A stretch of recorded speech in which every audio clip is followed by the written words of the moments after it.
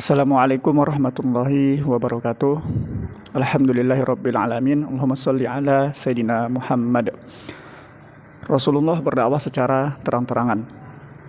Setelah Rasulullah berdakwah secara sembunyi-sembunyi dan beberapa sahabat mengikuti ajaran beliau, dan mulailah Rasulullah dengan berani untuk berdakwah secara terang-terangan.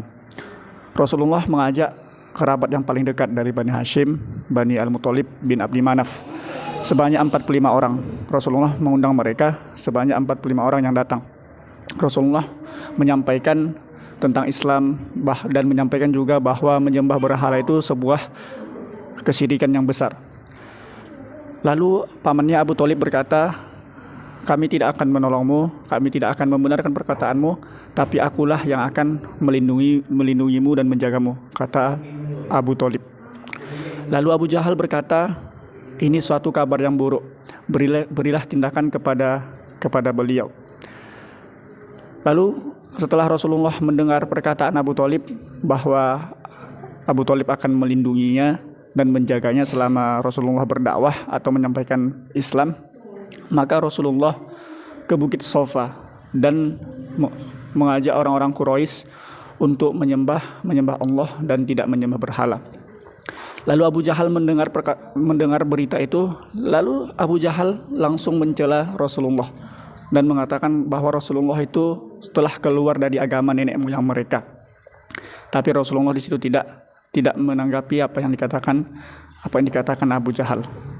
Lalu setelah itu orang-orang Quraisy merasa terancam dengan agama nenek moyang mereka, dengan sesembahan yang mereka lakukan. Lalu beberapa orang Quraisy menjumpai Abu Thalib atau pamannya Rasulullah dan mengajak Abu Thalib untuk menghentikan dakwah Rasulullah. Dan mereka juga mengatakan bahwa Rasulullah telah mencela agama nenek moyang mereka.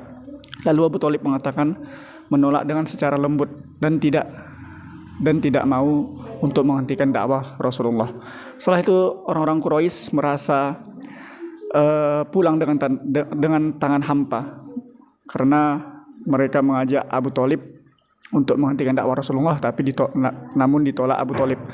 Nah, pertanyaannya, kenapa orang-orang Quraisy tidak langsung menyerang Rasulullah? Karena orang-orang Quraisy tahu bahwa Rasulullah ini adalah anak saudara dari Abu Thalib tadi. Maka karena Abu Thalib itu di masyarakat jahiliyah sangat dihormati. Makanya orang-orang Quraisy tadi langsung ke Abu Thalib, tidak langsung ke Rasulullah.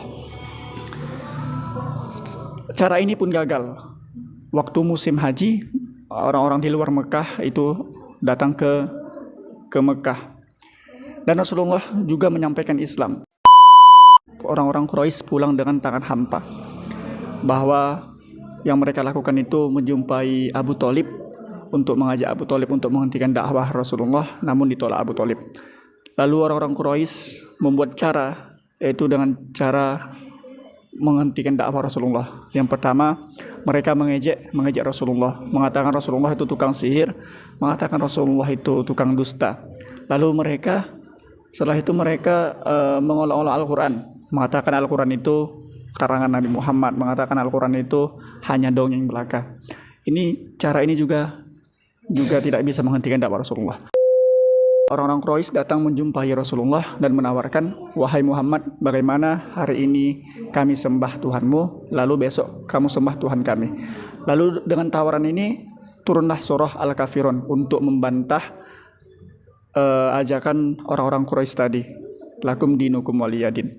Untukmu agamamu dan untukku agamaku.